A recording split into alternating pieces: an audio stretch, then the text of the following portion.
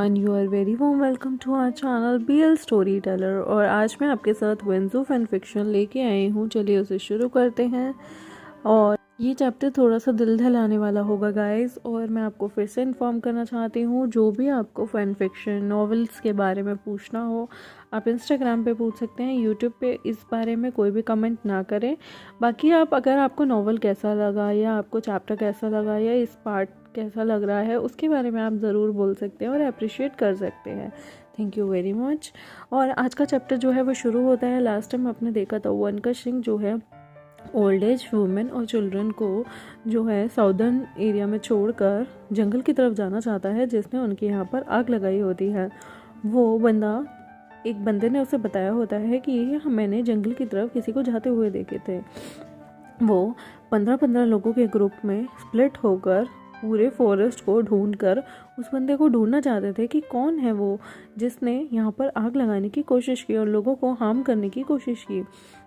वो बहुत ही गहराई में जाते हैं फॉरेस्ट की, और उन्हें वहाँ पर कुछ भी हाथ नहीं लगता, कोई भी क्लू नहीं मिलता और उन्हें कोई फुट स्टेप भी वहाँ नहीं मिलते। उन्हें ना जाने कितने घंटे लग जाते हैं डीप फॉरेस्ट में जाकर सब चीज़ें चेक करने में।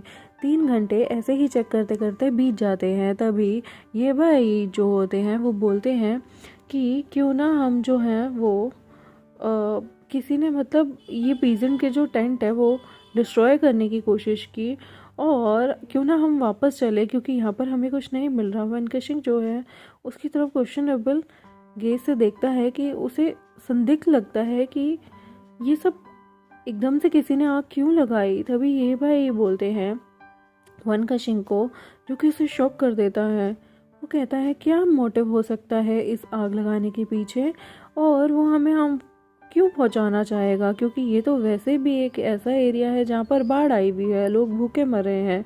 ऐसे में किसी ने आग लगाकर किसी को क्या मिलेगा।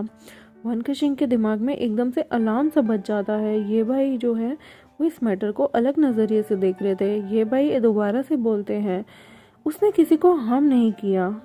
Food storage, green, wine, medicine, यहाँ तक कि किसी पर्सन को भी नहीं, बस वो हमारी अटेंशन पाना चाहता था। पर क्यों।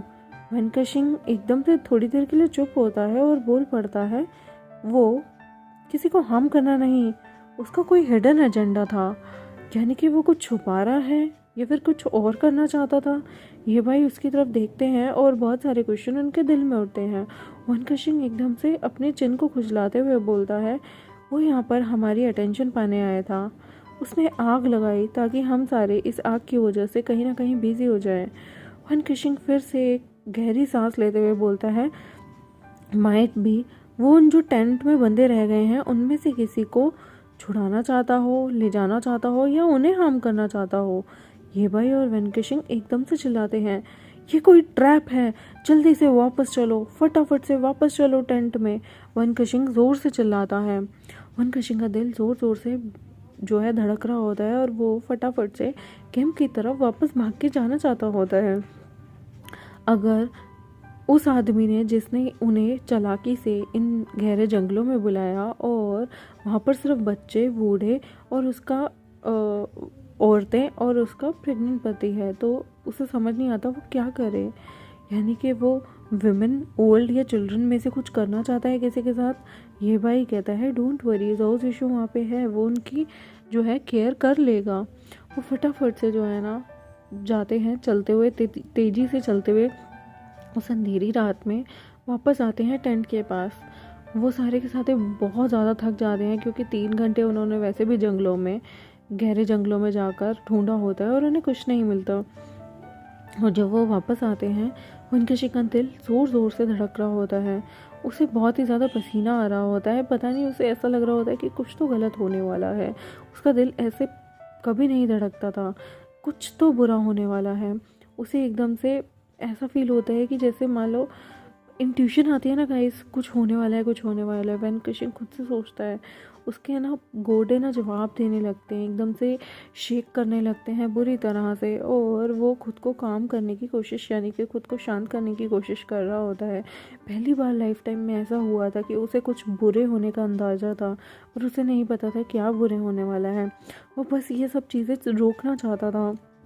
वो वापस से टेंट में जाना चाहते थे। और 1 घंटा बाद वो सारे के सारे बहुत ज़्यादा टायर्ड हो गए थे। उन्होंने देखा उनके आसपास कोई भी नहीं है, और वो पेशेंटली जो है देखते हैं कि वहाँ पर एक आग लगने की और फ्लेम्स मतलब आग की लपटें उठ रही होती हैं, और वहाँ बच्चे भी होते हैं। और वेंकशिंग एकदम से पूछता है, बाकी सारे कहाँ हैं? वो दावू से पूछता है। तभी एक स्मॉल किड जो है वो एक बड़ी डायरेक्शन में जहाँ पे आग लगी होती है उस साइड पॉइंट आउट करता है। वेंकशिंग की जो अटेंशन है वो एकदम से वो आग की बड़ी बड़ी लपटों पे जाती है। वो सारे कहते हैं वो लोग वहाँ पर हैं। वेंकशिंग देखता है कि वो फ्लेम्स जो है वो उसके खुद के टेंट में से आ रही होती हैं, जहाँ पर उसका प्रेग्नेंट हस्बैंड आराम से सो रहा था, वो भी नेकेड। और वहाँ पर आशु था जो कि लास्ट नाइट की वजह से बहुत ही ज़्यादा एग्जॉस्ट हो गया था और गहरी नींद में था। वो सारे के सारे वेंकशिंग के टेंट की तरफ जा रहे होते हैं। वेंकशिंग की तो जैसे टांगे जो थी वो बुरी तरह से कांपने लग गई थी। जैसे ही उसने उस आग को देखा ना, उसका दिल कहीं ना कहीं दहल गया था। उसका दिल इतनी ज़ोरों से धड़क रहा था। उसने वैसे भी अपने पेरेंट्स खो दिए थे। शादी वाले दिन गुशियांग की उसने गुशियांग तक को खो दिया था, और उसने अपनी पूरी घोस्ट वैली तक को भी बर्बाद होते हुए अपनी आंखों के सामने देखा था। हीलर वैली तक को उसने बर्बाद होते हुए अपनी आंखों के सामने देखा था। वो अफोर्ड नहीं कर सकता था इस वक्त ज़ोउ ज़िशु को खोना।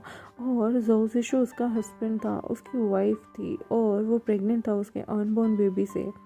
वेंकशिंग को बिलीव नहीं होता उसकी आंखों में। उसका दिल जैसे दर्द कर रहा हो। उसकी आंखों से आंसू उसकी चीक्स तक आ रहे थे।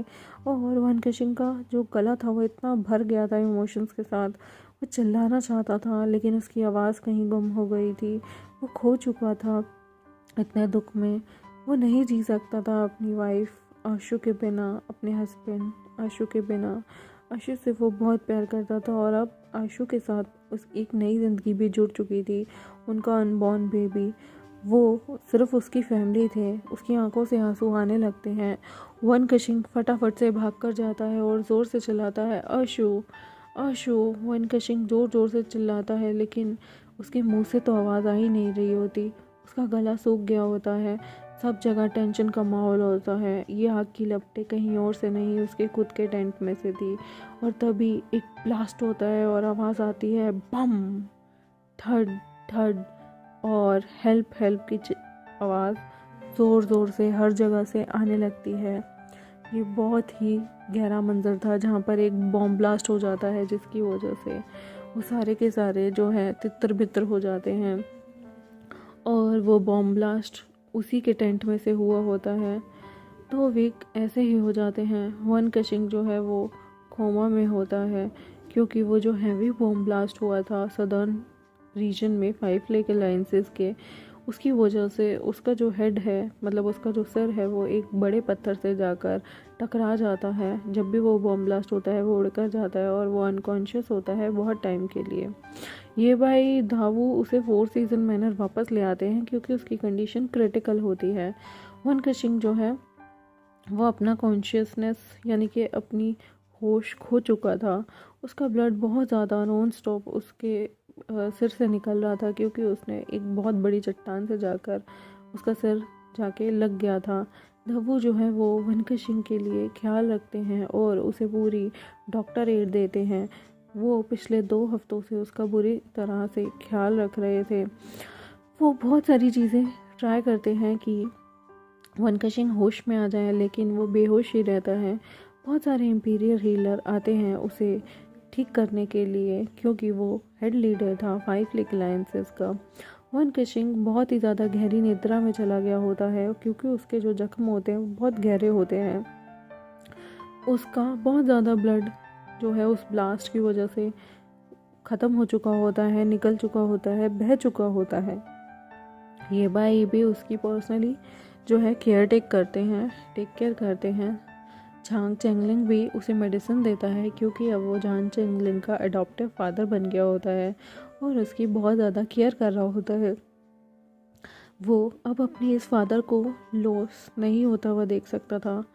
गाओ शाओलियान भी झांग चेंगलिंग के साथ, वो दोनों के दोनों ये भाई और वेंकशिंग की टेक केयर करते हैं बहुत अच्छे से। शिफू शेंशन और चिंग बेयुआन भी वहाँ पर आते हैं और इन सारे मैटर को वन कशिंग के एब्सेंस में जो है वो संभाला करते थे। वो उसके हेड होने की जगह इस वक्त वो सेक्ट को डील किया करते थे। शिया मिन भी पर्सनली जो थी इन सब चीज़ों के बारे में ढूंढ रही थी। वो एक स्पाई होती है, तो वो अपने अपने बंदों को उस ब्लास्ट के बारे में पता लगाने की कोशिश करती है और वो स्पाई करती है, मॉनिटर करती है एक्सीडेंट स्पॉट को। वो अपनी आंखें जो है हर छोटी छोटी डिटेल्स पे रखती है। बहुत सारे लोग जो होते हैं वो इंजर्ड हो गए होते हैं साउदर्न सिटी के ब्लास्ट में। शेंशन और जिन बेयुआन भी असिस्ट करते हैं पिंग एन को, और बहुत सारी चीज़ें साउदर्न रीजन में यानी कि बहुत सारी तरह की एड, खाना पीना, वाइन, हर चीज़ प्रोवाइड करते हैं। कपड़े, टेंट, सोने के लिए 5 फ्लैग अलायंस के सदर्न रीजन को वो लोग हर चीज़ प्रोवाइड करते हैं। इंपीरियल हीलर भी वहाँ भेजा जाता है। जिन लोगों को नुकसान हुआ था या जिन लोगों की जाने गई थी उन लोगों के लिए वो लोग एड भेजते हैं, उन लोगों के लिए लोग नर्सेस भेजते हैं और खाना, मेडिसिन, हर तरह की चीज़ें सदर्न एरिया में भेजी जाती हैं। शिफू वांग युनशी भी जो है अपने बेटे वांग मेई के साथ वहाँ आता है और यू यंग सेक्ट को जो है वो सदर्न सिटी पर ध्यान देने के लिए कहता है। गाओ शिलियान भी ऑर्डर करती है कि आप यू यंग सेक्ट को थोड़े दिनों के लिए संभालें, क्योंकि वो प्रिंसेस थी यू यंग सेक्ट की, क्योंकि उसके फादर जो थे वो लीडर थे यू यंग सेक्ट के। वहाँ पे हर कोई जो है वन किशिंग के लिए प्रेयर कर रहा होता है कि वो जल्दी से होश में आ जाए। ये भाई भी जो है वो चाहते हैं कि फटाफट से सारे की सारी चीज़ें ठीक हो जाए। ये भाई रिस्ट्रिक्टेड कर देते हैं कि कोई भी 4 सीजन मैनर में बिना अथॉरिटी परमिशन के नहीं आएगा। इवन वो 5 फ्लैग अलायंस की जो है सिक्योरिटी वो भी बढ़ा देते हैं। ये भाई गाओ शिलियान भी यू यंग सेक्ट से होती है और वो सुपरवाइज करती है अपने मैटरनल अंकल के थ्रू वांग युनची, जो कि उसके मैटरनल अंकल होते हैं, और कज़न होता है वांग मेई जो कि हेड डिसिपल्स होता है यू यंग सेक्ट का। वो इस्टेब्लिश करते हैं हर चीज़, डिसिप्लिनरी मैनर भी, और रेस्ट करते हैं बहुत सारे डिसिपल्स जो कि उनके स्ट्रिक्टली सुपरविजन में होते हैं। शेंशन भी झांग नान्हे सेक्ट को जो है सुपरवाइज करता है और दोबारा से उसे बिल्डअप करके अच्छे से चलाने की कोशिश करता है, जो कि सेक्ट झांग चेंगलिंग के फादर का होता है। और गाओ शियान भी ऑफिशियली लीड करती हैं उन सारे सेक्ट्स को, और झांग चेंगलिंग भी। आगे चल के वो फ्यूचर में दोनों सेक्ट को जो है संभालने वाले होने वाले थे, इसलिए शिफू शेंशन उनकी हेल्प कर रहा होता है। बहुत सारे डिसिपल जो है वो ट्रेंड होते हैं उनके अंडर में। और मार्शल ब्रदर्स भी, चेंगलिंग के फादर के जो मार्शल ब्रदर थे शिफू शेंशन, वो पर्सनली बहुत सारे नान्हे सेक्ट के डिसिपल्स को ट्रेन कर रहे होते हैं और वो सारी चीज़ें प्रिपेयर करते हैं कि कैसे उन्हें आगे चल के बॉम्ब ब्लास्ट के कल्प्रिट से बदला लेना है और रिवेंज लेना है, क्योंकि वो जानते थे कि जो बॉम्ब ब्लास्ट हुआ है ना वो किसी ने करवाया है और वो सच में चाहते थे इतना बड़ा नुकसान हो जाए। और गाइस अभी तक उन्हें ज़ोउ ज़िशु के बारे में कुछ नहीं पता था, उनके बखोल उन्हें नहीं पता था वो ज़िंदा है या मर गया, और ज़ोउ ज़िशु की यहाँ पे कोई भी इंफॉर्मेशन उन्हें अभी तक पता नहीं होती है। वन कशिंग भी बेहोश होता है। देखते हैं आगे आने वाले चैप्टर्स में क्या होगा। तब तक के लिए मेरे साथ जुड़े रहिए। आपका प्यार, आपका आशीर्वाद, और ये चैनल को सब्सक्राइब करते जाइए, वीडियोस को लाइक करते जाइए, और अगर आपको ये वीडियो अच्छी लगती है तो कमेंट्स में ज़रूर बताएं। Thank you very much, bye bye.